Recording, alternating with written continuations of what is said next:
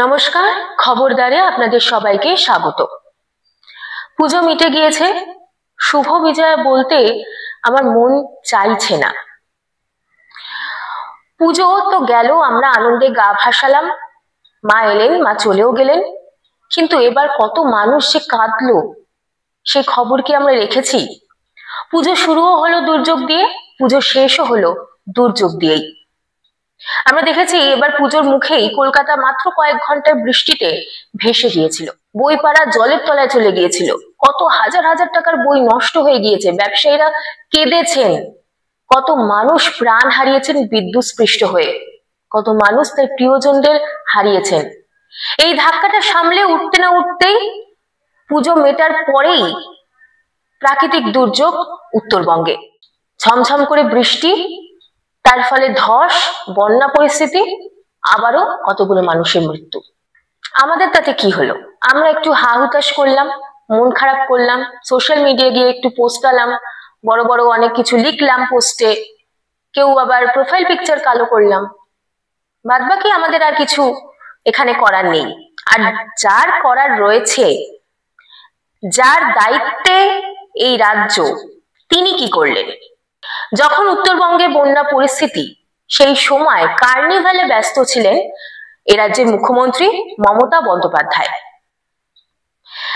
আমি মানছি যে কার্নিভাল অত্যন্ত গুরুত্বপূর্ণ, এই দুর্গাপুজো এই কার্নিভালের সঙ্গে অনেক কিছু জড়িয়ে রয়েছে।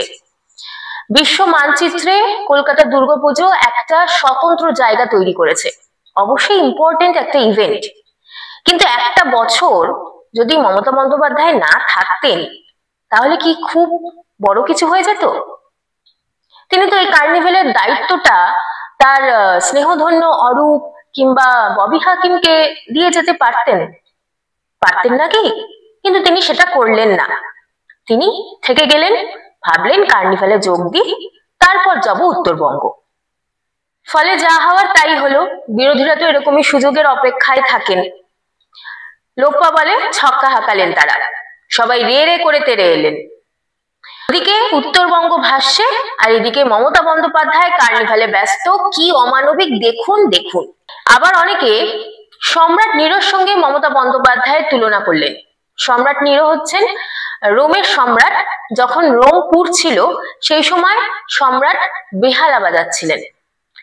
আবার কেউ বললেন গত বছর আরজিকর আন্দোলন কার্নিভাল থামাতে পারেনি, উত্তরবঙ্গের দুর্যোগ থামাতে পারবে? আবদারও বলিহারি আপনাদের। যাই হোক, মুখ্যমন্ত্রী উত্তরবঙ্গ গেলেন, সেখানে দুর্গত এলাকা পরিদর্শন করলেন, দুর্গতদের সঙ্গে কথা বললেন, তাদের পাশে দাঁড়ানোর আশ্বাস দিলেন। এদিকে আরো একটা ঘটনা ঘটে গিয়েছিল নাগরাকাটায়।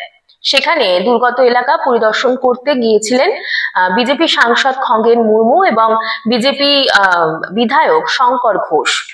সেখানে গিয়ে তারা আক্রান্ত হন। ব্যাস, বিজেপি সুযোগ পেয়ে গেল, তারা অভিযোগ তুলল এই হামলার পিছনে রয়েছে তৃণমূল। কিন্তু আবারও শেষ খেলাটা খেলে গেলেন মমতা বন্দ্যোপাধ্যায়। বিরোধীদের ইয়ারকারকে মাটি ফুঁড়ে ব্যাট চালিয়ে বাউন্ডারির বাইরে পাঠিয়ে দিলেন, নিজেই চলে গেলেন হাসপাতালে, খগেন মুর্মুর সঙ্গে দেখা করে এলেন, বিজেপি সাংসদের পরিবারের সঙ্গে কথা বললেন, খোঁজ খবর নিলেন। আর এদিকে মমতার স্তাবক ঘোষবাবুরা বলতে শুরু করে দিলেন এটাই হলো তৃণমূল, এটাই হলো মা মাটি মানুষের দল।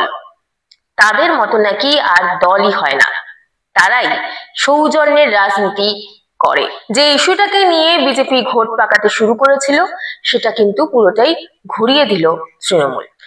আপাতত রাজ্য রাজনীতিতে এইসবই চলছে। দাঁড়ান, সবে তো শুরু, এখন তো অনেক কিছু বাকি আছে, অনেক কিছু ঘটবে, কারণ সামনেই তো একটা বড়সড় পুজো রয়েছে। কেন? ভোট পুজো। আর কিছুদিনের মধ্যেই গণতন্ত্রের উৎসবের দোহাই দিয়ে নেতারা বেরিয়ে পড়বেন ভোট ভিক্ষা চাইতে, বাড়িতে বাড়িতে, পাড়ায় পাড়ায়। ভাঙাচোরা খানাখন্দে ভরা নর্দমার জল এসে মেশা যে রাস্তা গত 5 বছরও ভুলে মারাতে দেখা যায়নি তাকে, সেই রাস্তা দিয়েই হাত জোর করে দ্বন্দ্ব বিকশিত করে আপনার দুয়ারে এসে বলবেন এবারে ভোটটা কিন্তু আমাকেই দেবেন প্লিজ। এতদিন কাজ হয়নি তো কি হয়েছে, এবার ঠিক হয়ে যাবে। কথায় আছে রাজনীতিকদের শরীরে লজ্জা থাকতে নেই। এ ধরনের নেতারা কিন্তু তারই জ্বলন্ত উদাহরণ। বাংলায় গত কয়েকটা নির্বাচনের মতো এবারে নির্বাচনও কিন্তু দ্বিমুখী লড়াই, তৃণমূল বনাম বিজেপি। আর শূন্য থেকে মহাশূন্যে চলে যাওয়া বাম কিন্তু এই মুহূর্তে আপাতত ভোটের লড়াইয়ে তাদের দেখা যাচ্ছে না।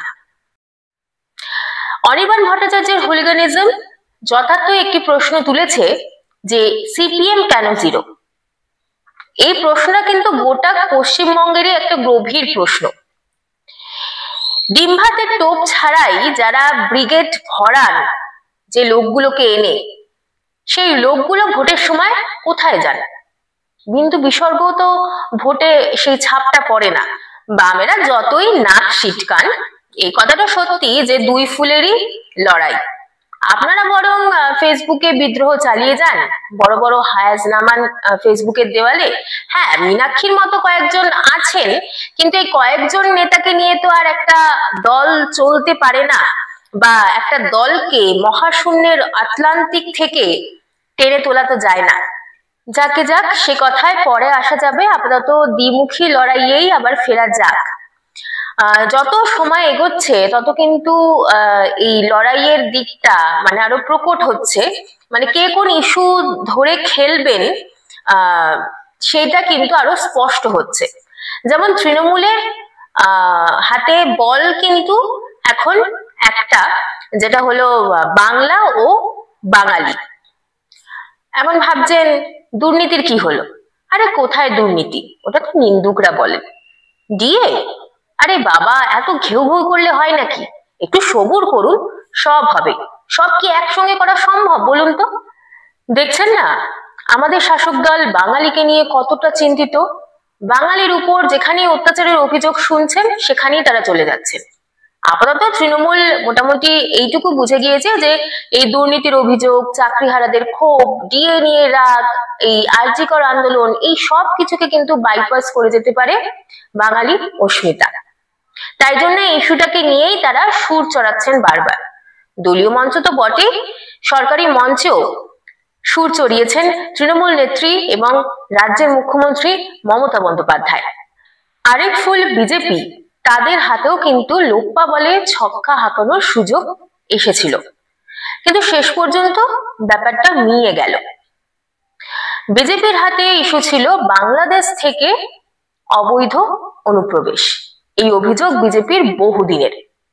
বিহারে এসআইআর শুরু হওয়ার পর এইখানকার বাংলার বিজেপি নেতারা লাফিয়ে উঠলেন, এই তো বিহারে নাম বাদ যাচ্ছে, তার মানে বাংলাতেও এটা হবে এবং বাংলাতেও ভোটারের, অবৈধ ভোটারের নাম বাদ যাবে। তারা ভাবলেন এইভাবেই অবৈধ ভোটারের নাম বাদ দিতে পারলে সংখ্যালঘু ভোটের কাটা নির্বাচনে উপড়ে ফেলা যাবে। কিন্তু সে গুড়ে বালি।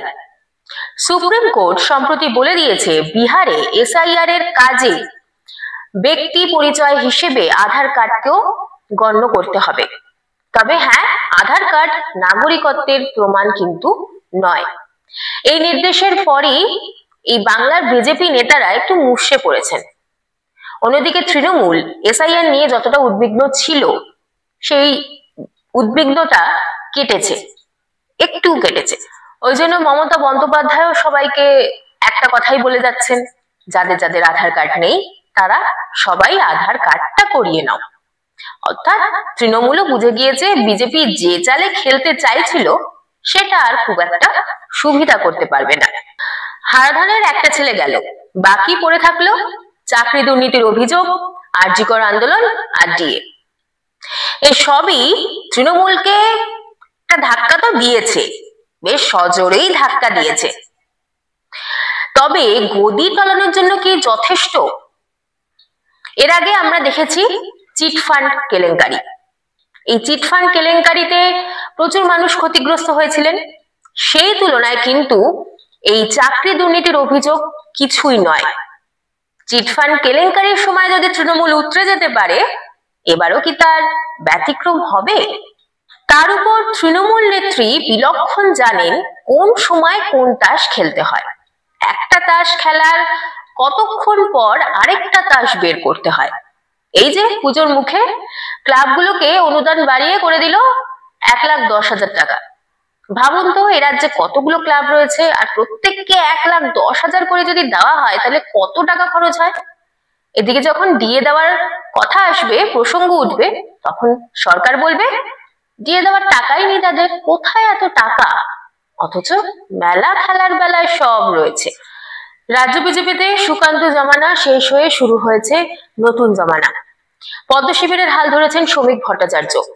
বিদগ্ধ শিক্ষিত গুণী মানুষ, এখনো পর্যন্ত বাংলার রাজনীতিতে যেসব নেতাদের বক্তব্য শুনতে বিরক্ত লাগে না, তাদের মধ্যে শ্রমিক ভট্টাচার্য একজন। তো শ্রমিক বাবুর হাতে সংগঠনের রাশ কতটা থাকছে তার উপরে কিন্তু নির্ভর করছে আগামী নির্বাচনে বিজেপির ভবিতব্য। আমরা দেখেছি তার পূর্বসূরি জমানায় সংগঠনের রাশ কতটা বিজেপি রাজ্য সভাপতির হাতে ছিল সেই নিয়ে কিন্তু বিভিন্ন সময় প্রশ্ন উঠেছে। আমরা দেখেছি গত লোকসভা নির্বাচনে কি ফলাফল হয়েছিল। সুতরাং তৃণমূলকে শেয়ানে টক্কর দিতে গেলে বিজেপিকে কিন্তু আরো ধার বাড়াতে হবে। এখন যা পরিস্থিতি, তাতে কিন্তু তৃণমূল বলে বলে 10 গোল দিয়ে দিতে পারে বিজেপিকে। আর এবারে নির্বাচনেও কি বাম কংগ্রেস আইএসএফ জোট দেখা যাবে? নওশাদ সিদ্দিকী কিন্তু সেরকমটাই চাইছেন। তিনি বিমান বসুকে একটি চিঠিও লিখেছেন, সেখানে দ্রুত জোট বাঁধার প্রস্তাব দিয়েছেন। তিনি এও জানিয়েছেন, এখনই যদি জোট বাঁধা না হয় তাহলে ভোটের মুখে জোট বেঁধে কিন্তু কোনো লাভ হবে না। নওশাদ সিদ্দিকী কিন্তু ঠিকই বলেছেন, যা করতে হবে এখনই করে নিতে হবে, নইলে ওই ভোটের মুখে ব্রিগেড ভরিয়ে লোক হাসানোর কিন্তু কোনো মানে হয় না। আজকের পর্বটি এখানেই শেষ করছি, আবারও ফিরছি নতুন পর্ব নিয়ে, নতুন বিষয় নিয়ে। আর আজকে আমাদের এই পর্বটি আপনাদের কেমন লাগলো অবশ্যই কমেন্ট করে জানান, আর আমাদের চ্যানেলটি সাবস্ক্রাইব করতে কিন্তু ভুলবেন না।